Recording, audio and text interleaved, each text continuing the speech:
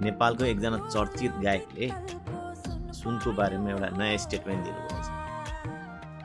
यो जब जब मान्छे निम्न स्तरबाट अलिकति माथि उठ्छ या मध्यम स्तरबाट अलिकति माथि उठ्छ, उसले सुन लगाएर हिँड्न प्रिफर गर्छ, देखाउनलाई उसलाई मजा लाग्छ, त्यो आनन्द आउँछ, सेटिस्फ्याक्सन आउँछ भनेर उहाँले स्टेटमेन्ट दिनुभयो। यसो अध्ययन गर्दाखेरि के पनि देख्यो भने इन्डिया अहिले वुडको अर्नामेन्ट्स इम्पोर्ट गर्ने कन्ट्रीहरूमध्येमा, लगाउने कन्ट्रीहरूमध्येमा सबभन्दा अग्र स्थानमा छ होइन। त्यसको इम्प्याक्ट अब नेपालीले नपर्ने भन्ने कुरै भएन।